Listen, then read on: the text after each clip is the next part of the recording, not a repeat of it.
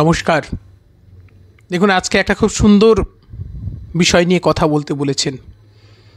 আলোচনাটা শনিবারে হলে আরও মনে হয় যথোপযুক্ত হতো। আজকে একজন আমায় প্রশ্ন করছেন, শনিদেবের প্রসাদ বাড়িতে বসে খেতে নেই কেন, বা ঘরের ভেতরে আনতে নেই কেন, এইরকম একটা প্রসঙ্গ বলেছেন। সত্যি আমাদের বিভিন্ন ধর্মীয় সংস্কার আচার, আমার সেগুলোর প্রতি যথেষ্ট শ্রদ্ধা রয়েছে, আমি কখনো ভাঙতে বলি না। কিন্তু কেন খেতে নেই, আপনারা দেখবেন এই সিন্নি ব্যাপারটা সত্যনারায়ণের সঙ্গে জড়িত আছে।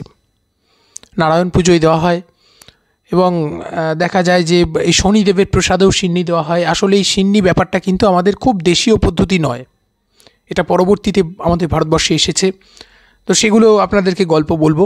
তা শনিদেবের প্রসাদ ঘরে নিয়ে আসা হয় না, তার পিছনে পুরাণের একটা গল্প রয়েছে। আসলে কিছু দেবতাকে আমরা ভক্তিতে নয়, ভয় পাই। শনির দশা কাটাতে হবে, তাই না?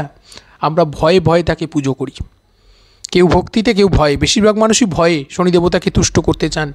কিন্তু শনিদেবের প্রসাদ বাড়ির বাইরে সবসময় গৃহকে সব তার থেকে মুক্ত করে রাখা হয়। কারণ কেই বলুন তো? শনিদেব একবার ধ্যান করছেন, তপস্যা করছেন। তো তপস্যা করার সময় তার স্ত্রী কাছে এসেছেন, শনিদেবকে জাগ্রত করার চেষ্টা করছেন, কিন্তু শনিদেব ধ্যানমগ্ন। তা এইরকম ধ্যানমগ্ন হয়েছেন, ধ্যান চোখ খুললেনই না, একবারও স্ত্রীর দিকে আলোকপাত করলেন না। এমন দেখায় স্ত্রী অত্যন্ত ক্রুদ্ধ হলেন আর শনিদেবকে অভিশাপ দিলেন, তুমি আমার দিকে তাকালে না তো, ঠিক আছে, তুমি এবার থেকে যার দিকে তাকাবে সেই ধ্বংস হয়ে যাবে, তার অনিষ্ট হবে। তো ওই জন্য শনিদেবের দৃষ্টি, মনে রাখবেন, যার উপর পড়ে তারই নাকি সব কিছু খারাপ হয়ে যেতে পারে, এইরকম একটা ভয় পাওয়া হয়।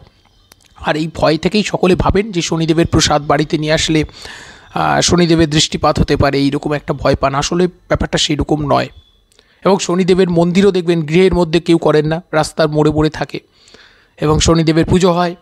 প্রসাদ খান, দেখুন, আমি প্রসাদ গ্রহণ করুন বলবো, আর প্রসাদ গ্রহণের পর হাত পা ধুতে হয়, এটা সব পুজোর ক্ষেত্রেই উচিত, তাই না? শুচিতা রক্ষার জন্য এগুলো নিয়ে মনে হয় না খুব বেশি নাড়াচাড়ার দরকার আছে। ভালো থাকুন, আনন্দে থাকুন। আজকে এখানে শেষ করছি, পরবর্তী পর্বে বিস্তারিত আলোচনা হবে।